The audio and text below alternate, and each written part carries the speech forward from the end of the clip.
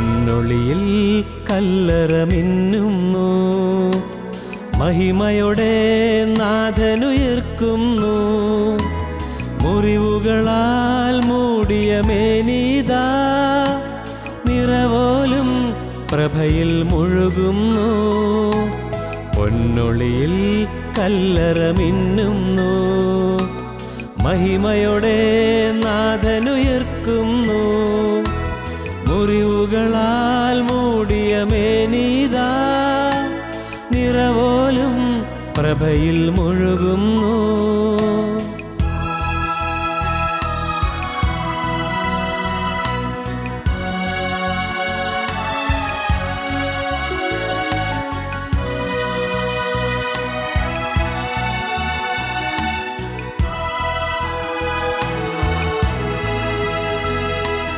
തിരുശിരസിൽ മുൾമുടി ചൂടിയവൻ, സുരഭിലമാം പൂങ്കതിരണിയുന്നു. കണ്ണീരിൽ മുങ്ങിയ നയനങ്ങൾ കനകം പോൽ മിന്നി വിളങ്ങുന്നു. തിരുശിരസിൽ മുൾമുടി ചൂടിയവൻ, സുരഭിലമാം പൂങ്കതിരണിയുന്നു. കണ്ണീരിൽ മുങ്ങിയ നയനങ്ങൾ കനകം പോൽ മിന്നി വിളങ്ങുന്നു. പൊന്നൊളിയിൽ കല്ലറ മിന്നുന്നു, മഹിമയോടെ നാഥനുയർക്കുന്നു. മുറിവുകളാൽ മൂടിയ മേനീതാ, നിറവോലും പ്രഭയിൽ മുഴുകുന്നു. പൊന്നൊളിയിൽ കല്ലറ മിന്നുന്നു, മഹിമയോടെ നാഥനുയർക്കുന്നു. മുറിവുകളാൽ മൂടിയ മേനീതാ, നിറവോലും പ്രഭയിൽ മുഴുകുന്നു. നിറവോലും പ്രഭയിൽ മുഴുകുന്നു. ഞങ്ങളും ക്രൂശിക്കപ്പെട്ട ക്രിസ്തുവിനെ പ്രസംഗിക്കുന്നു. ദൈവ തിരുനാമത്തിന് മഹത്വം ഉണ്ടാകട്ടെ. 16-ാമത്തെ സങ്കീർത്തനെടുക്കാം. 16-ാം സങ്കീർത്തനം 10-ാം വാക്യം നമുക്ക് വായിക്കാം. നീ എൻ്റെ പ്രാണനെ പാതാളത്തിൽ വിടുകയില്ല, നിൻ്റെ പരിശുദ്ധനെ ദ്രവത്വം കാണുവാൻ സമ്മതിക്കുകയില്ല. കർത്താവായ യേശുക്രിസ്തു ഉയർത്തെഴുന്നേറ്റ് ജീവിക്കുന്നു. യേശുക്രിസ്തു ഉയർത്തെഴുന്നേറ്റു. യേശുക്രിസ്തു ജീവിക്കുന്നു. യേശുക്രിസ്തു ദ്രവത്വം കണ്ടില്ല. യേശുക്രിസ്തുവിൻ്റെ ശരീരം ദ്രവിച്ചില്ല. യേശുക്രിസ്തു ദ്രവത്വം കണ്ടില്ല. യേശുക്രിസ്തു പാതാളത്തിലേക്ക് പോയത് വിടുവിക്കുവാനാണ്, പാതാളത്തിൽ കിടക്കുവാനല്ല. പാതാളത്തിൽ ബന്ധനസ്ഥനായി കിടക്കുന്നവരെ വിടുവിക്കുവാനാണ്. പാതാളത്തിൽ ബന്ധനസ്ഥനായി അനേകർ കിടക്കുന്നുണ്ടായിരുന്നു. അനേകർ, മനുഷ്യജാതി ഉണ്ടായ കാലം മുതൽ അനേകർ പാതാളത്തിൽ ബന്ധനസ്ഥനായി കിടക്കുകയായിരുന്നു. അവരുടെ ഇടയിലേക്ക് യേശു കടന്നു ചെന്നു. അവരോട് കർത്താവ് സുവിശേഷം അറിയിച്ചു. ദൈവത്തിന് സ്തോത്രം. പാതാളത്തിലേക്ക് കർത്താവ് കടന്നു ചെന്ന് കർത്താവ് ആദാമിനെ തട്ടി ഉണർത്തി. ആദാമേ, നീ നിൻ്റെ പാപത്തെ ഓർത്ത് നീ ഭയപ്പെടേണ്ട. നീ കുറ്റം ചെയ്തതിന് ഞാൻ അടികൾ ഏറ്റിട്ടുണ്ട്. നീ ഏതെങ്കിലും നിന്നതിന് ഞാൻ കയ്പ് കുടിച്ചിട്ടുണ്ട്. ആദാമേ, നീ ഭയപ്പെടേണ്ട. ദൈവത്തിന് സ്തോത്രം. ദ്രവത്വം കാണുവാൻ സമ്മതിച്ചില്ല. കർത്താവ് ഉയർത്തെഴുന്നേറ്റ് ജീവിക്കുന്നു. എന്തിനാണ് കർത്താവ് ഉയർത്തെഴുന്നേറ്റ് ജീവിക്കുന്നത്? എന്തിനാണ് ഇന്ന് കർത്താവ് ജീവിക്കുന്നു? അതൊരു യാഥാർത്ഥ്യമാണ്. നിങ്ങൾ എവിടെ പോയാലും കർത്താവിൻ്റെ കണ്ണ് നിങ്ങളെ കാണുന്നു. സൂര്യരശ്മി നാം എവിടെ ചെന്നാലും നമ്മുടെ മേൽ വീശുന്നത് പോലെ, നമ്മുടെ മേൽ പതിയുന്നത് പോലെ, നാം എവിടെ ചെന്നാലും കർത്താവിൻ്റെ കണ്ണ് നമ്മെ കാണുന്നു. കർത്താവ് സർവ്വവ്യാപിയാണ്. കർത്താവ് ഓംനി പ്രസൻ്റാണ്. കർത്താവ് എല്ലായിടത്തും വ്യാപിക്കുന്നവനാണ്. സൂര്യപ്രകാശം എല്ലാ ഭാഗത്തും വ്യാപിക്കുന്നത് പോലെ നമ്മുടെ മേൽ കർത്താവിൻ്റെ ദയാദൃഷ്ടി പതിയുന്നു. ഇപ്പോൾ നിങ്ങൾ ഈ വാക്കുകൾ കേട്ടുകൊണ്ടിരിക്കുമ്പോൾ യേശുക്രിസ്തു നിങ്ങളുടെ അരികത്തുണ്ട് എന്ന് നിങ്ങൾ വിശ്വസിക്കൂ. കർത്താവിൻ്റെ വചനമാണ് നിങ്ങൾ കേൾക്കുന്നത്. വചനം കേൾക്കുമ്പോൾ അത് കർത്താവിൻ്റെ ശബ്ദമാണ്. കർത്താവിൻ്റെ ശബ്ദം ഉണ്ടെങ്കിൽ അവിടെ കർത്താവുണ്ട്. കർത്താവിൻ്റെ ശബ്ദമാണ് കേൾക്കുന്നത്. അതാണ് ദൈവിക വെളിപ്പാട്. ദൈവം നമുക്ക് വെളിപ്പെടുത്തുകയാണ്, തന്നെ വെളിപ്പെടുത്തുകയാണ്. അബ്രഹാമിന് വെളിപ്പെട്ട നിത്യനായ ദൈവം ഇന്ന് നമുക്ക് വെളിപ്പെടുകയാണ്. അബ്രഹാമേ അബ്രഹാമേ എന്ന് വിളിച്ച നിത്യനായ ദൈവം ഇന്ന് നമ്മെ പേർചൊല്ലി വിളിക്കുകയാണ്. യേശുക്രിസ്തു ജീവിക്കുന്നു. ദൈവത്തിന് സ്തോത്രം. എന്നേക്കും ജീവിക്കുന്ന ക്രിസ്തുവിന് മുമ്പിൽ ഒരു നാൾ നാം ചെന്ന് നിൽക്കേണ്ടി വരും. സത്യമാണ്. എല്ലാ നാവും അടയും, എല്ലാ മുഴങ്കാലും മടങ്ങും. സ്വർലോകരുടെയും ഭൂലോകരുടെയും അധോലോകരുടെയും മുഴങ്കാലൊക്കെയും അവൻ്റെ മുമ്പിൽ മടങ്ങും. ദൈവം ഇല്ല എന്ന് പറയുന്നവനും അവിടെ നിന്ന് മുട്ടുമടക്കേണ്ടി വരും. ദൈവത്തെ നിഷേധിക്കുന്നവനും അവിടെ നിന്ന് മുട്ടുമടക്കേണ്ടി വരും. സകലമായ മനുഷ്യരും അവിടെ മുട്ടുമടക്കേണ്ടി വരും. കാരണം എല്ലാവരും ഈ ഭൂമിയിൽ നിന്ന് മാറ്റപ്പെട്ട് ആത്മലോകത്തിലാണ്. ആ ആത്മലോകത്തിൽ അവിടെ ചെല്ലുമ്പോൾ എല്ലാം ഓർമ്മയിലുണ്ട്. ദൈവത്തിന് സ്തോത്രം. നാം ഈ ഭൂമിയിൽ ജീവിച്ച കാലത്ത് ചെയ്തു പോയ തെറ്റുകൾ നമ്മുടെ ഓർമ്മയിലേക്കും അത് വരും. അത് നമ്മെ കടിച്ചുകൊണ്ടിരിക്കും. പുഴു കടിക്കുന്നത് പോലെ കടിച്ചുകൊണ്ടിരിക്കും. അയ്യോ വേണ്ടായിരുന്നു. പുഴു കടിക്കുന്നത് പോലെ കടിച്ചുകൊണ്ടിരിക്കും. വെറുതെ വഴക്കുണ്ടായിരുന്നു, വെറുതെ അഹങ്കരിക്കണ്ടായിരുന്നു, വെറുതെ ഭിന്നത ഉണ്ടാക്കണ്ടായിരുന്നു, വെറുതെ മത്സരിക്കണ്ടായിരുന്നു. അയ്യോ കഷ്ടം. മരുമകളോട് ഇത്രയും ക്രൂരമായി പെരുമാറുണ്ടായിരുന്നു. അമ്മായിയമ്മയെ വേദനിപ്പിക്കണ്ടായിരുന്നു. ഭർത്താവിനെ അനുസരിച്ചോളാമായിരുന്നു. ഭാര്യയെ വേദനിപ്പിക്കാതെ ആ സാധുവിനെ മർദ്ദിക്കാതിരിക്കാമായിരുന്നു. അയ്യോ എന്ത് പറ്റി എനിക്ക്? അവിടെ ചെല്ലുമ്പോൾ നമുക്ക് മനസ്സിലാകും, എൻ്റെ ജീവിതത്തിൽ വന്നുപോയ ഓരോ പാവവും ഓർമ്മയിലേക്ക് വരികയും എല്ലാം ഇങ്ങനെ കടിച്ചുകൊണ്ടിരിക്കുകയും ചെയ്യും. പുഴു കടിക്കുന്നത് പോലെ കടിച്ചുകൊണ്ടിരിക്കും. അതാണ് ചാകാത്ത പുഴു എന്ന് പറയുന്നത്. ചാകാത്ത പുഴു നമ്മുടെ കുറ്റബോധം നമ്മെ കടിച്ചുകൊണ്ടിരിക്കും. പക്ഷേ അപ്പോൾ കുറ്റബോധം വന്നാലും അനുഭവിക്കാൻ സാധിക്കുകയില്ല. കാരണം അനുഭവിക്കാനുള്ള അവസരം നഷ്ടപ്പെടുത്തി കളഞ്ഞു. അനുഭവിക്കാനുള്ളതായ സമയം നഷ്ടപ്പെടുത്തി കളഞ്ഞിരിക്കുന്നു. മരണത്തോടുകൂടി അനുഭവിക്കാനുള്ള സമയം നഷ്ടപ്പെട്ടു. അതുകൊണ്ട് ഈ ഭൂമിയിലെ ജീവിതം എന്ന് പറയുന്നത് വളരെ വിലപ്പെട്ടതാണ്. നാം ഓരോരുത്തരും ഈ ഭൂമിയിൽ ജീവിക്കുന്ന കാലം ഓരോരുത്തർക്കും വിലപ്പെട്ടതാണ്. ആ കാലത്ത് വേണം സ്വർഗത്തിന് വേണ്ടി ഒരുങ്ങാൻ, സ്വർഗീയ വാസത്തിന് വേണ്ടി ഒരുങ്ങാൻ, സ്വർഗീയ ജീവിതത്തിന് വേണ്ടി ഒരുങ്ങാൻ. ഈ ഭൂമിയിൽ ജീവിക്കുമ്പോൾ വേണം ആ ഒരുക്കം കിട്ടുവാൻ. സ്തോത്രം. പ്രിയപ്പെട്ടവരെ, അതിനുശേഷം ഒരുങ്ങാൻ സാധിക്കുകയില്ല. അതിനുശേഷം സ്വർഗീയ മണവറയിൽ പ്രവേശനം കിട്ടുകയില്ല. മരണത്തിന് ശേഷം കർത്താവിൻ്റെ മഹിമാവിൻ നീരാളം പുതയ്ക്കാൻ കിട്ടുകയില്ല. ഉത്സവവസ്ത്രം ധരിക്കാൻ കിട്ടുകയില്ല. കല്യാണ വസ്ത്രം ധരിക്കാൻ കിട്ടുകയില്ല. ദൈവത്തിന് സ്തോത്രം. പ്രിയപ്പെട്ടവരെ, യേശുക്രിസ്തുവിൻ്റെ നീതി വസ്ത്രം പുതച്ചുകൊണ്ട് വേണം ഈ ഭൂമിയിൽ നിന്ന് കടന്നു പോകാൻ. അതുകൊണ്ടാണ് വെളിപ്പാട് പുസ്തകം 14-ാം അധ്യായത്തിൻ്റെ 13-ാം വാക്യത്തിൽ പറയുന്നത്, എഴുതുക, ഇന്ന് മുതൽ കർത്താവിൽ മരിക്കുന്ന മൃതന്മാർ ഭാഗ്യവാന്മാർ. അതെ, അവർ തങ്ങളുടെ പ്രയത്നങ്ങളിൽ നിന്ന് വിശ്രമിക്കേണ്ടതാകുന്നു. അവരുടെ പ്രവൃത്തി അവരെ പിന്തുടരുകയാണ്. കർത്താവിൽ മരിക്കാനിടയാകണം. കർത്താവിൽ ജീവിച്ചാൽ മാത്രമേ കർത്താവിൽ മരിക്കാനിടയാകുകയുള്ളൂ.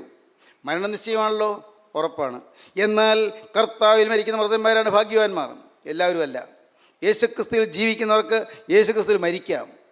പ്രിയപ്പെട്ടവരെ, ഇതെല്ലാം ഒരു ദിവസം നാം അനുഭവിക്കാൻ പോവുകയാണ്. എന്നാണെന്ന് അറിഞ്ഞുകൂടനേ ഉള്ളൂ. ഞാൻ അങ്ങനെയാണ് ചിന്തിക്കുന്നത്. ചിലപ്പോൾ തൊട്ടടുത്തായിരിക്കാം, നാളെ പ്രഭാതത്തിന് മുമ്പായിരിക്കാം, ആർക്കറിയാം. നാളെ നേരം പുലരുന്നതിന് മുമ്പാകാൻ പാടില്ലാകുകയില്ല, നാളെ സന്ധ്യയ്ക്ക് മുമ്പാകാൻ പാടില്ലാകുകയില്ല. പ്രിയപ്പെട്ടവരെ, സംഭവിക്കാം, നമുക്കറിയാൻ പാടില്ല, എപ്പോഴാണെന്ന് അറിഞ്ഞുകൂടാ. അത് പ്രത്യേക കാരണമൊന്നും വേണ്ട. ഈ മൂക്കലെ ശ്വാസം പോകാൻ കാരണമൊന്നും വേണ്ട. ദൈവത്തിന് സ്തോത്രം. 39-ാം സങ്കീർത്തനക്കാരൻ പറയും, യഹോവേ എൻ്റെ അവസാനത്തെയും എൻ്റെ ആയുസ് എത്ര എന്നതിനെയും എന്നെ അറിയിക്കണമേ. 4-ാം വാക്യം, യഹോവേ എൻ്റെ അവസാനത്തെയും എൻ്റെ ആയുസ് എത്ര എന്നതിനെയും എന്നെ അറിയിക്കണമേ. ഞാൻ എത്ര ക്ഷണികരെന്ന് ഞാൻ അറിയുമാറാകട്ടെ. ഇതാ നീ എൻ്റെ നാളുകളെ 4 വിരൽ നീളമാക്കിയിരിക്കുന്നു.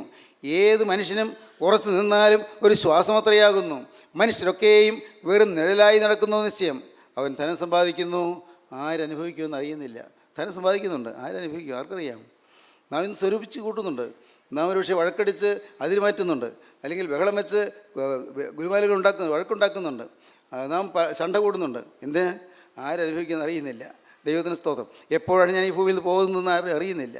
ദൈവവൈദ്യരെ, നീ ഓർത്തുകൊള്ളുക, ഇപ്പോൾ ഇന്നു മുതൽ കർത്താവിൽ മരിക്കുന്ന മൃതന്മാർ ഭാഗ്യവാന്മാർ. ദൈവത്തിന് സ്തോത്രം. കർത്താവായ യേശുക്രിസ്തു ഉയർത്തെഴുന്നേറ്റ് ജീവിക്കുന്നു. യേശുക്രിസ്തു ഉയർത്തെഴുന്നേറ്റത് എന്തിനാണ്? യേശുക്രിസ്തു ഉയർത്തെഴുന്നേറ്റത് കരയുന്നവരുടെ കരച്ചിൽ മാറ്റാനാണ്. വായിക്കാം. യോഹന്നാന് സുവിശേഷം 20-ാം അധ്യായത്തിൻ്റെ 13-ാം വാക്യം വായിക്കാം. ആദ്യം 20-ാം അധ്യായത്തിൻ്റെ 13-ാം വാക്യം, പിന്നീട് 15-ാം വാക്യം. അവർ അവളോട്, സ്ത്രീയെ നീ കരയുന്നത് എന്ത് എന്ന് ചോദിച്ചു. 15-ാം വാക്യം. യേശു അവളോട്, സ്ത്രീയെ നീ കരയുന്നത് എന്ത്? ആരെ തിരയുന്നു എന്ന് ചോദിച്ചു. കരയുന്നതെന്ത്? ഇന്ന് മനുഷ്യർ കരയുന്നവരാണ്, കരഞ്ഞുകൊണ്ടിരിക്കുന്നവരാണ്. പുറമേ കരച്ചിലില്ലാത്തപ്പോഴും അകം കരയുകയാണ്, ഉള്ളു കരയുന്നു. ഉള്ളിൽ സന്തോഷമില്ല, ഉള്ളിൽ സംതൃപ്തിയില്ല, ഉള്ളിൽ നിരാശയാണ്, ഉള്ളിൽ തീ കത്തുകയാണ്, ഉള്ളു വിങ്ങുകയാണ്, ഉള്ളിങ്ങനെ എരിവരിക്കൊള്ളുകയാണ്, ഉള്ളു സമാധാനമില്ലാതെ അഴലുകയാണ്, ഉള്ളം പുകഞ്ഞുകൊണ്ടിരിക്കുകയാണല്ലേ. ഇന്ന് എല്ലാവരുടെയും ഹൃദയം അങ്ങനെ തന്നെയാണ്. ഞാൻ ചിന്തിച്ചു നോക്കി, എവിടെയുണ്ട് സമാധാനം? എവിടെയുണ്ട് സ്വസ്ഥത? എവിടെയുണ്ട് സ്വൈര്യം? പ്രിയപ്പെട്ടവർ, ഒന്നല്ലെങ്കിൽ ഒന്ന് എല്ലാവരും ഈ അസ്വസ്ഥതയുടെ ലോകത്ത് കഴിയുകയാണ്. അസ്വസ്ഥത, അസമാധാനം, എവിടെയും പുകച്ചിൽ, ഒരു സ്വസ്ഥതയുമില്ല. അകത്തൊരു എരിവാണ്, അകത്ത് ഒരു പുകച്ചിലാണ്, അകത്ത് ആദിയാണ്. ഉള്ളിലൊരു ആധിയാണ്, ഒരു ആശങ്കയാണ്, നാളെ എന്ത്, ഒരു ഭയപ്പാടാണ്. പല പ്രശ്നങ്ങളിങ്ങനെ തുറച്ചു നോക്കുന്നു, എങ്ങനെ ഇതിനെ നേരിടും. പല പ്രശ്നങ്ങൾ, എൻ്റെ കർത്താവെ ഞാനിതിനെ എങ്ങനെ ഫേസ് ചെയ്യും, നിർവാഹമില്ല. മനസ്സിങ്ങനെ പതറിയിരിക്കുകയാണ്. കുടുംബങ്ങളിൽ സ്വസ്ഥതയില്ല, ഭാര്യയും ഭർത്താവും തമ്മിൽ ഐക്യമില്ല, കുടുംബങ്ങളിൽ വഴക്കാണ്, മക്കൾ മാതാപിതാക്കളെ അനുസരിക്കുന്നില്ല, മക്കൾ താന്തങ്ങൾക്ക് തോന്നിയ പോലെ ജീവിക്കുന്നു. അവർക്ക് ഒരു ഡിസിപ്ലിൻ ലൈഫ്, ഒരു അച്ചടക്കമുള്ള ജീവിതം അവർക്ക് വേണമെന്നില്ല. അച്ചടക്കമുള്ള ജീവിതം ഉണ്ടെങ്കിൽ നല്ലതാണെന്നറിയാം, പക്ഷേ അവർക്ക് വേണമെന്നില്ല. അവർക്ക് തോന്നിയതുപോലെ ജീവിക്കണം. മക്കൾ നാനാവിധമായി പോകുന്നു. പഠിച്ചു വന്ന കുട്ടിയായിരുന്നു, പക്ഷേ 10ാം ക്ലാസ്സിന് മുമ്പ് തന്നെ പഠിത്തം ഉഴപ്പി, എല്ലാം തീർന്നു. കോളേജിൽ ചെന്നപ്പോഴേക്കും എല്ലാം തകർന്നു. പിന്നെ ഡിഗ്രിക്ക് പഠിച്ചപ്പോൾ ക്ലാസ്സിൽ കയറാതായി. തന്നെയല്ല, ഇപ്പോൾ അവൻ നാട് നന്നാക്കാൻ നടക്കുകയാണ്. എന്താണത്? നാട് നന്നാക്കാൻ കൊടി പിടിച്ചുകൊണ്ട് നടക്കുകയാണ്. സമരം. എന്താ സമരം? നാട് നന്നാക്കാനാണ്. കാരണം ഉടനെ മന്ത്രിയാകണം. ഇനി അധികം താമസിക്കാതെ മന്ത്രിയാണ്. അതിന് വഴക്കുണ്ടാക്കണം, ബഹളം ഉണ്ടാക്കണം, സമരം ചെയ്യണം. ഇതൊക്കെയാണ് ചിന്ത. വിദ്യാർത്ഥി ലോകം ഇന്ന് നശിച്ചുകൊണ്ടിരിക്കുകയാണ്. വിദ്യാഭ്യാസം ഇന്ന് തകർന്നുകൊണ്ടിരിക്കുകയാണ്. കരയുന്ന മാതാപിതാക്കൾ. അപ്പോഴാണ് ഒരു ചോദ്യം വരുന്നു, നീ എന്തിന് കരയുന്നു? ഹല്ലേലൂയ, ദൈവത്തിന് സ്തോത്രം. നീ എന്തിന് കരയുന്നു? മകളെ, നീ എന്തിന് കരയുന്നു? യുവാവേ, നീ എന്തിന് കരയുന്നു? സ്നേഹിത, നീ എന്തിന് കരയുന്നു? കരയുന്നവരുടെ കരച്ചിൽ മാറ്റാൻ യേശു ക്രിസ്തു ഉയർത്തെഴുന്നേറ്റ് ജീവിക്കുന്നു.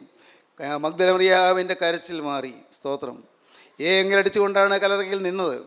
ഏങ്ങലടിച്ചുകൊണ്ട് നിന്ന മഗ്ദല മറിയാമിന് അപ്പോൾ അവളുടെ ഉള്ളത്തിൽ സമാധാനമായി. സാക്ഷാൽ രക്ഷകനെ കിട്ടി. അയ്യോ, മരിച്ചുപോയി എന്ന് വിചാരിച്ചിരുന്ന യേശു ജീവിക്കുന്നുണ്ട്. മിനിഞ്ഞാന്ന്, വെള്ളിയാഴ്ച മരിച്ചുപോയി എന്ന് വിചാരിച്ചിരുന്ന യേശു ഇപ്പോൾ ഈ ഞായറാഴ്ച രാവിലെ ഞാൻ യേശുവിനെ സജീവമായി കാണുന്നു. എന്തൊരത്ഭുതം, എന്തൊരു സമാധാനം. യേശു മരിച്ചുപോയി എന്നാണ് വിചാരിച്ചത്. ശരിയാണ്, മരിച്ചതാണ്. കല്ലറയിൽ വെക്കുന്നത് ഞാൻ കണ്ടതല്ലേ. കല്ലറയിൽ വെച്ചതാണ്, ഡെഡ് ബോഡി കല്ലറയിൽ വെച്ചതാണ്. പക്ഷേ ഇപ്പോഴെന്ത്? ഇപ്പോൾ ആ യേശു ഉയർത്തെഴുന്നേറ്റ് ജീവിക്കുന്നു.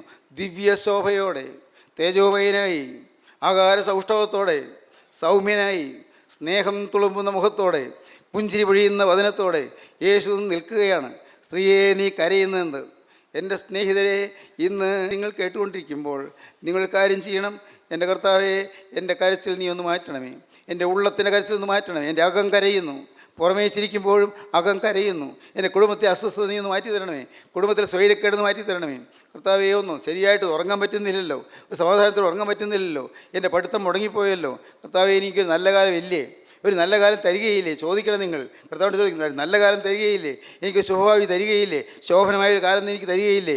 നിങ്ങൾ ചോദിക്കൂ, നിങ്ങൾ ചോദിച്ചു വാങ്ങൂ. സ്ത്രീയെ, നീ കരയുന്നത് എന്ന് നൂറ്റാണ്ടുകൾക്ക് മുൻപ് അരിമത്തിക്കാരൻ യോസേപ്പിൻ്റെ കല്ലറയുടെ മുഖത്ത് നിന്നുകൊണ്ട് ചോദിച്ചവൻ ഇന്ന് നിങ്ങളോട് ചോദിക്കുകയാണ്, അരികത്തേക്ക് വന്നുകൊണ്ട് ചോദിക്കുകയാണ്, മകനെ, നീ എന്തിനു കരയുന്നു? കരയണ്ട എന്നാണ് പറയുന്നത്. നീ ഭാരപ്പെടേണ്ട എന്നാണ് പറയുന്നത്. നിൻ്റെ ഭാരം യഹോവയുടെ മേൽ വെച്ചുകൊള്ളുക, അവൻ നിന്നെ പുലർത്തും. നീതിമാൻ കുലുങ്ങിപ്പോകുവാൻ അവനൊരു നാളും സമ്മതിക്കുകയില്ല. ഹല്ലേലൂയ, ദൈവത്തിന് സ്തോത്രം. നീതിമാൻ കുലുങ്ങിപ്പോകുവാൻ അവനൊരു നാളും സമ്മതിക്കുകയില്ല. എല്ലാം ഏൽപ്പിച്ചു കൊടുക്കൂ. എല്ലാ ഭാരവും, എല്ലാ ആകുലവും, എല്ലാ ആവലാധിയും, എല്ലാ സങ്കടങ്ങളും എല്ലാം ഏൽപ്പിച്ചു കൊടുക്കൂ. എല്ലാം അവൻ നിങ്ങൾക്കായി കരുതുന്നതാകയാൽ നിങ്ങളുടെ സകല ചിന്താകുലവും അവൻ്റെ മേൽ ഇട്ടുകൊള്ളുവീൻ. സ്തോത്രം. അങ്ങോട്ട് ഏൽപ്പിച്ചു കൊടുക്കാം. ചുമട് നീ ചുമന്ന് വലയണ്ട. കുഞ്ഞെ, നീ ചുമടിയൊന്നും വലഞ്ഞവനല്ലേ. മോളെ, നീ ഒരുപിടി ചുമട് ചുമന്നവളല്ലേ. കഷ്ടപ്പാടിൻ്റെ ചുമടുകൾ, ദുരിതത്തിൻ്റെ ചുമടുകൾ, യാതനയുടെ ചുമടുകൾ, രോഗത്തിൻ്റെ ചുമടുകൾ, ഈ ബേർഡൻസ് എല്ലാം ചുമന്ന് നീ വലഞ്ഞവളല്ലേ എന്ന് കർത്താവ് പറയുന്നു. ഇനി നീ തന്നെത്താൻ ചുമട് ചുമക്കണ്ട. നീ സ്വതന്ത്രമായി എൻ്റെ കൂടെ നടന്നാൽ മതി. നിൻ്റെ ചുമട് ഞാൻ ഇതാ ഏറ്റെടുത്തുകൊള്ളാം. ഹല്ലേലൂയ, ദൈവത്തിന് സ്തോത്രം. നിൻ്റെ ചുമട് ഞാൻ ഏറ്റെടുത്തുകൊള്ളാം. നിൻ്റെ നുകം ഞാൻ ഏറ്റെടുത്തുകൊള്ളാം. നിൻ്റെ അടിമത്ത് ഞാൻ ഏറ്റെടുത്തുകൊള്ളാം. കുഞ്ഞെ, നീയും ഭാരപ്പെട്ട് ഞരങ്ങേണ്ട. സ്തോത്രം. ഒന്നാമത്, കരച്ചിൽ മാറ്റാൻ യേശു ക്രിസ്തു ഉയർത്തെഴുന്നേറ്റ് ജീവിക്കുന്നു. രണ്ടാമത്, 20-ാം അധ്യായം 19-ാം വാക്യം. ആഴ്ചവട്ടത്തിൻ്റെ 1-ാം നാളായ ആ ദിവസം നേരം വൈകിയപ്പോൾ ശിഷ്യന്മാരിരുന്ന സ്ഥലത്ത് യഹൂദന്മാരെ പേടിച്ച് വാതിലടച്ചിരിക്കെ യേശു വന്ന് നടുവിൽ നിന്നുകൊണ്ട്, നിങ്ങൾക്ക് സമാധാനമെന്ന് അവരോട് പറഞ്ഞു. അപ്പോസ്തലന്മാർ അവർ പേടിച്ചിരിക്കുകയായിരുന്നു. ഒരു 11 പേര് വിറച്ചുകൊണ്ടിരിക്കുകയാണ്. യൂദാസ് ഇസ്കറിയോത്ത പോയി കഴിഞ്ഞല്ലോ. 11 പേര് പേടിച്ചിരിക്കുകയാണ്. നാഥനെ കൊന്ന യെരൂശലേമിലാണ് നമ്മൾ നിൽക്കുന്നത്. നാഥനെ വധിച്ച യെരൂശലേമിലാണ് നാം ജീവിക്കുന്നത്. തീർച്ചയായും നമ്മെ വിടുകയില്ല. നാം ഇതാ മരിക്കാനിരിക്കാൻ മതി. അവരുടെ ഉള്ളിൽ ഞടുക്കം, വലിയ നടുക്കമാണ്. ആ സംഭവങ്ങളുടെ ഓർമ്മയിലേക്ക് വരികയാണ്. കർത്താവിനെ പിടികൂടിയത്, കർത്താവിനെ കൊണ്ടുപോയത്, പീലാത്തോസിന് മുമ്പിൽ നിർത്തിയത്, പിന്നെ ഹേരോദാവിന് മുമ്പിൽ കൊണ്ടുപോയത്, പിന്നെ അന്നാവിൻ്റെ മുമ്പിൽ കൊണ്ടുപോയത്, പിന്നെ കയ്യഫാവിന് മുമ്പിൽ കൊണ്ടുപോയത്, പിന്നെയും പീലാത്തോസിന് മുമ്പിൽ കൊണ്ടുവന്നത്. അങ്ങനെ വിസ്താരങ്ങളെല്ലാം അവരുടെ മനസ്സിലേക്ക് വരികയാണ്. എല്ലാം ഓരോന്ന് സ്വപ്നം കാണുന്നത് പോലെ അവർ അതെല്ലാം കണ്ടുകൊണ്ടിരുന്നതൊക്കെ ഓർമ്മയുണ്ട്. എന്നാൽ ഇപ്പോഴിതാ ആ യേശുവിനെ ക്രൂശിച്ചവർ കണ്ടു. കഷ്ടം, സമാധാനമില്ല. ഉള്ളിൽ സ്വസ്ഥതയില്ല. അപ്പോഴാണ് യേശു വന്ന് നടുവിൽ നിന്നു. വാതിലടച്ചിരിക്കുകയാണ്, ജനലടച്ചിരിക്കുകയാണ്, കടക്കാൻ പഴുതുമില്ല. പക്ഷേ കർത്താവായ യേശു ക്രിസ്തു അവരുടെ നടുവിൽ നിന്നു. സ്നേഹിതരെ, നിങ്ങൾക്ക് വിശ്വസിക്കാമോ? ചില തടസ്സങ്ങളുണ്ട് നിൻ്റെ ജീവിതത്തിൽ യേശു വരാൻ. വാതിലടച്ചിരിക്കുകയാണ്, ജനലടച്ചിരിക്കുകയാണ്, യേശുവിന് കടന്നു വരാൻ ചില തടസ്സങ്ങളുണ്ട്. പക്ഷേ യേശു ദിവ്യ തേജസ്സാണ്. ദിവ്യ തേജസ്സിൻ്റെ അത്ഭുത വ്യക്തിയാണ്. കർത്താവിന് എവിടെയും കടന്നു വരാം. കർത്താവ് പരിഭ്രാന്തരായിരിക്കുന്നവരുടെ നടുവിലേക്ക് കടന്നു വന്നു, ഭ്രമിച്ചിരിക്കുന്നവരുടെ നടുവിലേക്ക് കടന്നു വന്നു, ദുഃഖിതരായിരിക്കുന്നവരുടെ നടുവിലേക്ക് കടന്നു വന്നു, സ്വസ്ഥതയില്ലാതെ വലയുന്നവരുടെ അടുക്കലേക്ക് കടന്നു വന്നു. അവരെല്ലാവരും അമ്പരപ്പോടെ ഇങ്ങനെ ഇരിക്കുകയാണ്, മിണ്ടാട്ടമില്ലാതിരിക്കുകയാണ്, ഒന്നും മിണ്ടുന്നില്ല. ദുഃഖം തളം കെട്ടിയ ഹൃദയത്തോടെ അവരിങ്ങനെ ഇരിക്കുമ്പോഴാണ് യേശു വന്ന് നടുവിൽ നിന്നത്. അവരത്ഭുതപ്പെട്ടു. ആരാണിത്? അത്ഭുതം. 3 ദിവസം മുൻപ് അവിടെ ആ കാൽവറി മലയുടെ മുകളിൽ കുരിശിൽ തൂങ്ങിയ അതേ യേശു തന്നെയല്ലേ ഈ നിൽക്കുന്നത്? നമ്മുടെ കൂടെ 3.5 കൊല്ലം നടന്ന അതേ യേശു അല്ലേ ഈ നിൽക്കുന്നത്? ദൈവത്തിന് സ്തോത്രം. അവരത്ഭുതപ്പെട്ടു, അവർ വിറയലോടെ നിന്നു. അപ്പോൾ പറഞ്ഞു, നിങ്ങൾക്ക് സമാധാനം. ഹല്ലേലൂയ, നിങ്ങൾക്ക് സമാധാനം. എൻ്റെ പ്രിയപ്പെട്ടവരെ, പരിഭ്രാന്തരായിരിക്കുന്നവരാരെല്ലാം ഉണ്ട്? നാളെ ഓർത്ത് ആകുലപ്പെട്ടിരിക്കുന്നവരാരെല്ലാം ഉണ്ട്? പരിഭ്രമിച്ച് വേദനപ്പെട്ടിരിക്കുന്നവരാരെല്ലാം ഉണ്ട്? നിങ്ങളോട് ഞാൻ ചോദിക്കട്ടെ. അവനിത് അടുക്കലേക്ക് വന്നിട്ടുണ്ട്. അവൻ കരമുയർത്തുന്നു, നിങ്ങൾക്ക് സമാധാനം. എൻ്റെ കർത്താവേ, പോകുന്നതിന് മുമ്പ് കർത്താവ് പറഞ്ഞായിരുന്നു, സമാധാനം ഞാൻ നിങ്ങൾക്ക് തന്നേച്ച് പോകുന്നു, എൻ്റെ സമാധാനം ഞാൻ നിങ്ങൾക്ക് തരുന്നു. ലോകം തരുന്നത് പോലെയല്ല ഞാൻ നിങ്ങൾക്ക് തരുന്നത്. കർത്താവ് ആ സമാധാനം ഒന്ന് കൊടുത്തത് എന്തിനാണെന്നറിയാമോ? കർത്താവ് ക്രൂസിലേക്ക് പോകുമ്പോൾ അവർ പരിഭ്രമിക്കാതിരിക്കാൻ വേണ്ടിയാണ്, അവർ വലഞ്ഞു പോകാതിരിക്കാൻ വേണ്ടിയാണ്. ഒരു അഡ്വാൻസായി അവർക്കൊരു സമാധാനം കൊടുക്കുകയാണ്. പക്ഷേ എന്നാലും അവർ പരിഭ്രമിച്ചു പോയി, അവർ ഭയപ്പെട്ടു പോയി, അവർ വെപ്രാളപ്പെട്ടു പോയി. ഇപ്പോഴാണ് കർത്താവ് പറയുന്നത്, നിങ്ങൾക്ക് സമാധാനം. ശിഷ്യന്മാർ ആ സ്നേഹത്തിൻ്റെ വാക്കുകളുടെ മുന്നിൽ തലകുനിച്ചു, സമാധാനത്തിൻ്റെ ശബ്ദത്തിന് മുന്നിൽ തലകുനിച്ചു. ഓ എൻ്റെ ദൈവമേ, ദൈവത്തിന് സ്തോത്രം. എൻ്റെ കർത്താവേ, ഇന്ന് ഈ വാക്കുകൾ കേൾക്കുന്ന എൻ്റെ ബഹുമാന്യ സഹോദരീ സഹോദരന്മാർ, ഈ യേശുവിൻ്റെ സമാധാനം അനുഭവിക്കുമോ? നിങ്ങളുടെ അരികത്ത് യേശു വന്നിട്ടുണ്ട്. സ്തോത്രം. ആ സമാധാനം അനുഭവിച്ചുകൊണ്ടാണ് ഞാനിവിടെ നിൽക്കുന്നത്. യേശുവിൻ്റെ സമാധാനത്തിൻ്റെ മാധുര്യം ആസ്വദിച്ചുകൊണ്ടാണ് ഞാൻ നിൽക്കുന്നത്. എനിക്ക് സ്വന്തമായിട്ട് വേറൊന്നുമില്ല. സ്വന്തമായിട്ടുള്ളത് യേശുവും യേശുവിൻ്റെ സമാധാനവും, സ്വന്തമായിട്ടുള്ളത് യേശുവും യേശുവിൻ്റെ രാജ്യവും, സ്വന്തമായിട്ടുള്ളത് യേശുവും യേശുവിൻ്റെ മക്കളും. ഹല്ലേലൂയ, ദൈവത്തിന് സ്തോത്രം. ദൈവത്തിൻ്റെ വലിയ നാമം മഹത്വപ്പെടട്ടെ. സ്നേഹിതരെ, നിങ്ങൾ വിശ്വസിക്കൂ. നിങ്ങളുടെ അരികിലേക്ക് വന്ന യേശു പറയുന്നു, നിങ്ങൾക്ക് സമാധാനം. ഹല്ലേലൂയ, ദൈവത്തിന് സ്തോത്രം. മൂന്നാമത് എന്തിനാണ് യേശു വന്നത്? യേശു ഉയർത്തെഴുന്നേറ്റത്. മൂന്നാമത് നമുക്ക് വായിക്കാം, 21-ാം വാക്യം. യേശു പിന്നെയും അവരോട്, നിങ്ങൾക്ക് സമാധാനം. പിതാവ് എന്നെ അയച്ചതുപോലെ ഞാനും നിങ്ങളെ അയക്കുന്നുവെന്ന് പറഞ്ഞു.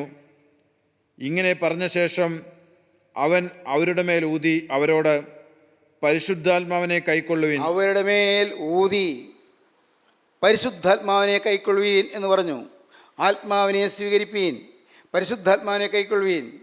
ആശ്വാസം അവിടെ മാത്രമേ ഉള്ളൂ. പരിശുദ്ധാത്മാവ് വന്നാൽ എല്ലാ കെട്ടുകളും പൊട്ടും.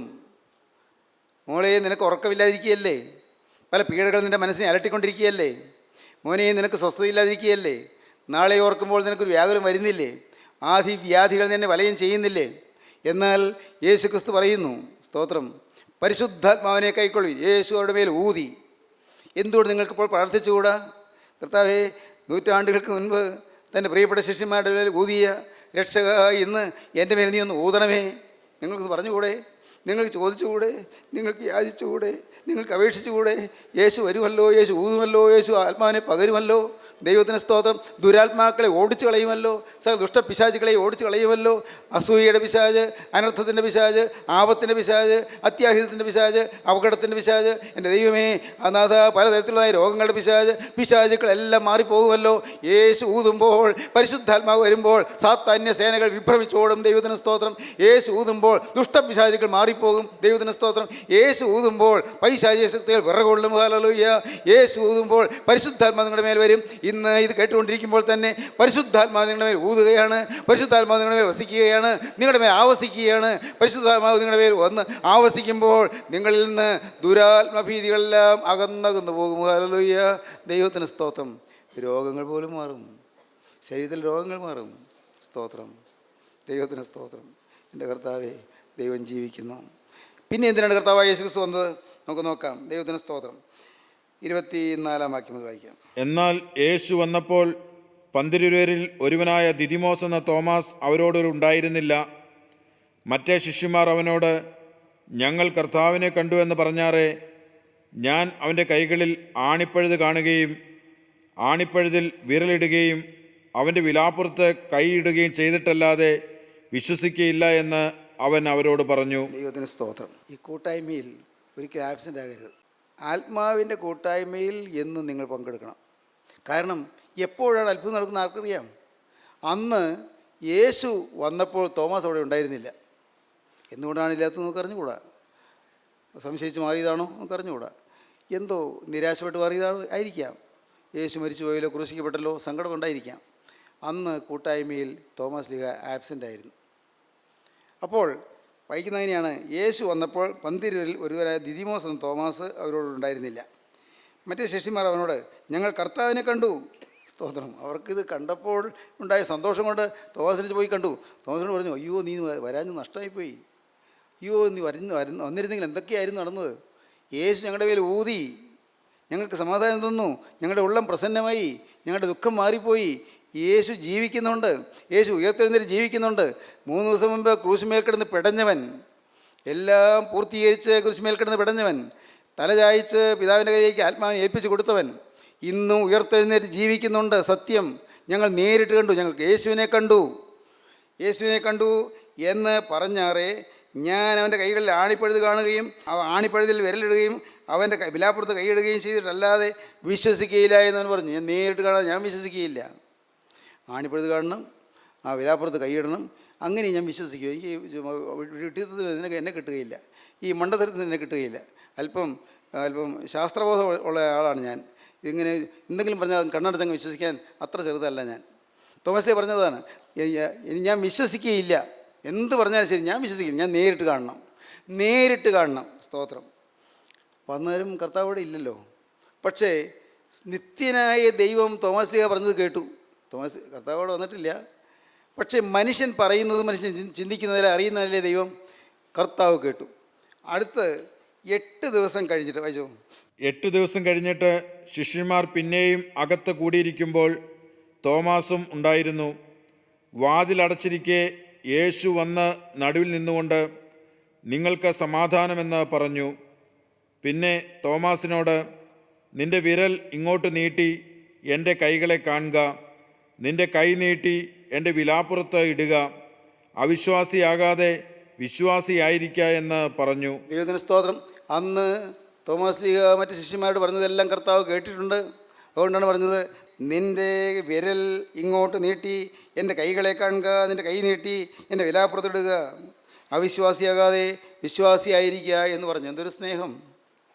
അവിശ്വസിച്ച് പോയെങ്കിലും കർത്താവ് തള്ളിക്കളഞ്ഞില്ല. ഒരു സംശയം വന്നെങ്കിലും കർത്താവ് തള്ളിക്കളഞ്ഞില്ല. ഒരു അവിശ്വാസം വന്നെങ്കിലും കർത്താവ് ഇറക്കി വിട്ടില്ല. കർത്താവ് സ്നേഹത്തോടെ വീണ്ടും വന്നു. സ്നേഹത്തോടെ പിന്നെയും വന്നു. അന്ന് വന്നത് തോമസ് ലീഗയ്ക്ക് വേണ്ടിയായിരുന്നു. ഒരവിശ്വാസിയെ വീണ്ടെടുക്കാൻ വേണ്ടിയായിരുന്നു. എൻ്റെ ദൈവത്തിന് സ്തോത്രം. ഒരവിശ്വാസി അവിടെ ഉണ്ടായെന്ന് കർത്താവിന് അറിയാം. തോമസ് ലീഗ ഒരു അവിശ്വാസിയായി പോയി എന്നറിയാം. എന്നാൽ കർത്താവ് അതല്ല കാണുന്നത്. ഈ അവിശ്വാസി ഇപ്പോഴുള്ള സ്ഥിതിയല്ല കാണുന്നത്. വർഷങ്ങൾക്ക് ശേഷം ഈ മലങ്കരയിലേക്ക് വന്ന് മൈലാപ്പൂരിൽ കുന്തമേറ്റ് ശൂലമേറ്റ് മരിച്ച് രക്തസാക്ഷിയായി തീരുന്ന തോമസ് ലീഗയാണ് കർത്താവ് അപ്പോൾ കാണുന്നത്. വരാൻ പോകുന്ന കാര്യങ്ങൾ കർത്താവ് കാണുകയാണ്. രക്തസാക്ഷിയാകാൻ പോകുന്ന കാര്യങ്ങൾ കർത്താവ് കാണുകയാണ്.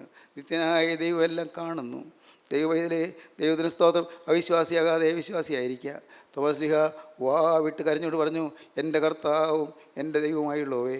സ്തോത്രം. എൻ്റെ കർത്താവും എൻ്റെ ദൈവവുമായുള്ളവേ. ഇന്ന് എൻ്റെ പ്രിയ സഹോദരങ്ങളെ, നിങ്ങൾ വിശ്വാസികളായി തീരുക. യേശു ക്രിസ്തു ജീവിക്കുന്നു. ഉയർത്തെഴുന്നേറ്റ് ജീവിക്കുന്ന പിന്നാലെ ഈ ക്രിസ്തുവിൻ്റെ പിന്നാലെയാണ് നാം പോകുന്നത്.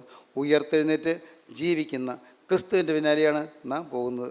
നാം വേറെ ഒരു സാധാരണ മനുഷ്യൻ്റെ പിന്നാലെയല്ല പോകുന്നത്. ഒരു സാധാരണ കൂട്ടായ്മയുടെ പിന്നാലെയല്ല പോകുന്നത്. ദൈവത്തിന് സ്തോത്രം. ക്രിസ്ത്യൻ റിവൈവൽ ഫെലോഷിപ്പിൻ്റെ പിന്നാലെയുമല്ല പോകുന്നത്. സത്യം ഞാൻ നല്ലപോലെ അറിയുന്നു. ഞാൻ പോകുന്നത് ഗോകുൽത്തായിൽ എനിക്ക് വേണ്ടി മരിച്ച കർത്താവായ യേശുവിൻ്റെ പിന്നാലെയാണ്. സ്തോത്രം. ഞാൻ മനുഷ്യരെ നോക്കുന്നില്ല, മനുഷ്യരെ കാണുന്നില്ല. മനുഷ്യരോ എല്ലാവരും ബലഹീനർ. ഓരോ തരത്തിലുള്ളതായ ബലഹീനതകളോ അവിശ്വാസങ്ങളൊക്കെ ഉണ്ട്. അതെല്ലാം കർത്താവ് നോക്കട്ടെ. എന്നാൽ ഒന്ന് മാത്രം എനിക്കറിയാം, എന്നെ പൂർത്തീകരണത്തിലേക്ക് നയിക്കാൻ ശക്തനായ യേശുവിന് പിന്നാലെ ഞാൻ പോകുന്നു. എന്നെ പൂർത്തീകരണത്തിലേക്ക് നയിക്കാൻ ശക്തനായ യേശുവിൻ്റെ പിറകെ ഞാൻ പോകുന്നു. യേശു എന്നെ നയിക്കും. അവൻ വിളിച്ചിറക്കിയവനാണ്, വഴിയിലിട്ടിട്ട് പോവുകയില്ല. അവൻ ഗോകുൽത്തായ കുരിശിൽ മരിച്ചവനാണ്, പക്ഷേ ഉയർത്തെഴുന്നേറ്റ് ജീവിക്കുന്നവനാണ്. ദൈവത്തിന് സ്തോത്രം. ഗലീല കടലിൽ മീൻ പിടിച്ചുകൊണ്ടിരുന്ന പത്രോസിനെ വിളിച്ചവനാണ്. അവൻ അന്ത്യത്തോളം പത്രോസിനോട് ഇരിക്കുമെന്ന് വാക്ക് പറഞ്ഞാണ് വിളിച്ചത്. ദൈവത്തിന് സ്തോത്രം. ആ ഒരു ഉറപ്പ് പത്രോസിനുണ്ട്. പ്രിയപ്പെട്ടവരെ, ഇന്ന് ഇത് കേട്ടുകൊണ്ടിരിക്കുമ്പോൾ നിങ്ങൾക്ക് വേണ്ടത് ഈ ഉറപ്പാണ്. നിങ്ങൾ വിളിച്ചവൻ വിശ്വസ്തനാകുന്നു, നിങ്ങൾ വിളിച്ചിറക്കിയവൻ വിശ്വസ്തനാകുന്നു. ഇന്ന് നിങ്ങളെ അവൻ പേർ ചൊല്ലി വിളിക്കുകയാണ്. അവിശ്വാസിയാകാതെ വിശ്വാസിയായിരിക്കുക. നിങ്ങളെ ആളാൻ പ്രതി അവൻ വിളിക്കുകയാണ്. ഓരോരുത്തരെയും യേശു വിളിക്കുകയാണ്. യേശു എന്ന് വിളിക്കുന്നു. ഈ സമയം നിങ്ങൾ നഷ്ടപ്പെടുത്തരുത്. കർത്താവേ, ഞാൻ വിശ്വസിക്കുന്നു. എൻ്റെ കർത്താവും എൻ്റെ ദൈവവുമായുള്ളവേ, എൻ്റെ കർത്താവും എൻ്റെ ദൈവവുമായുള്ളവേ, എൻ്റെ കർത്താവും എൻ്റെ രക്ഷകനുമായുള്ളവേ, എൻ്റെ കർത്താവും എൻ്റെ ഉടമസ്ഥനുമായുള്ളവേ, എൻ്റെ നാഥ, എൻ്റെ യേശുവേ, എൻ്റെ അപ്പ, എൻ്റെ നാഥ, എൻ്റെ കർത്താവേ, നീ എൻ്റെ യജമാനാണ്, നീ എൻ്റെ ലോഡാണ്, നീ എൻ്റെ നാഥനാണ്, നീ എൻ്റെ ഉടമസ്ഥനാണ്, നീയാണ് എൻ്റെ എല്ലാം. എൻ്റെ സ്വത്ത് നീയാണ് കർത്താവേ, എൻ്റെ ഭാവി നീയാണ് യേശുവേ, എൻ്റെ നിത്യത നീയാണ്, നിത്യത യേശുവേ നീയാണ്. നീ ഇല്ലാത്ത ലോകത്തേക്ക് പോകാൻ ഈ ഇട വരല്ലേ കർത്താവേ. നീ വസിക്കുന്ന ലോകത്തേക്ക് ഞാനും ആനയിക്കപ്പെടണമേ കർത്താവേ. അതിനായി നീ വിശുദ്ധീകരിക്കണമേ. പ്രാർത്ഥിക്കൂ പ്രിയ ദൈവജനമേ, കരയൂ, ദൈവത്തോട് പറയൂ. അവങ്കിലേക്ക് നോക്കിക്കൊണ്ട് പ്രകാശിതരായി തീരൂ. അവങ്കിലേക്ക് നോക്കിയ പ്രകാശിതരായി. അവരുടെ മുഖം ലജ്ജിച്ചു പോയതുമില്ല. ഇപ്പോൾ നിങ്ങൾ യേശുവിലേക്ക് നോക്കുക. ഉയർത്തെഴുന്നേറ്റ് ജീവിക്കുന്ന ക്രിസ്തു നിങ്ങളുടെ അരികത്ത് വന്നു എന്ന് വിശ്വസിച്ചുകൊണ്ട് യേശുവിലേക്ക് നോക്കുക. യേശു നിങ്ങളെ ഉയർത്തെഴുന്നേൽപ്പിക്കും. യേശു നിങ്ങളുടെ ആത്മാവിൻ്റെ മരണാവസ്ഥയിൽ നിന്ന് നിങ്ങളെ ജീവിപ്പിക്കും. യേശു നിങ്ങൾക്ക് പുതിയ ജീവൻ തരും. യേശു നിങ്ങൾക്ക് പുതിയ പേര് തരും. യേശു നിങ്ങൾക്ക് പുതിയ ആകാശവും പുതിയ ഭൂമിയുള്ള നിത്യതയിലേക്ക് പ്രവേശിപ്പാൻ കർത്താവ് നിങ്ങൾക്ക് കൃപ തരും. കർത്താവിൻ്റെ തിരുരക്തങ്ങളെ കഴുകും. ദൈവം നിങ്ങളെ അനുഗ്രഹിക്കട്ടെ. നമുക്ക് പ്രാർത്ഥിക്കാം. കാരുണ്യവാനേ, മഹാപരിശുദ്ധനായ സ്വർഗീയ പിതാവേ, ഈ നല്ല സമയത്തിനായി ഞങ്ങൾ നിന്നെ സ്തുതിക്കുന്നു. തിരുവചനങ്ങൾക്കായി ഞങ്ങൾ നിന്നെ സ്തുതിക്കുന്നു. വചനം കേട്ട എല്ലാവരെയും അവിടെ നിന്ന് അനുഗ്രഹിക്കണമേ കർത്താവേ. ഈ വചനം കേട്ട എല്ലാവരും അവിടുത്തെ രണ്ടാമത്തെ വരയിൽ പറന്നു വരുവാൻ യോഗ്യരായി തീരണമേ കർത്താവേ. വിശുദ്ധീകരിക്കണമേ. എല്ലാവരെയും നന്മകളാൽ നിറയ്ക്കണമേ. യേശു ക്രിസ്തുവിൻ്റെ രാജകീയ നാമത്തിൽ പ്രാർത്ഥിക്കുന്നവരുടെ കേൾക്കണം പിതാവേ. ആമീൻ.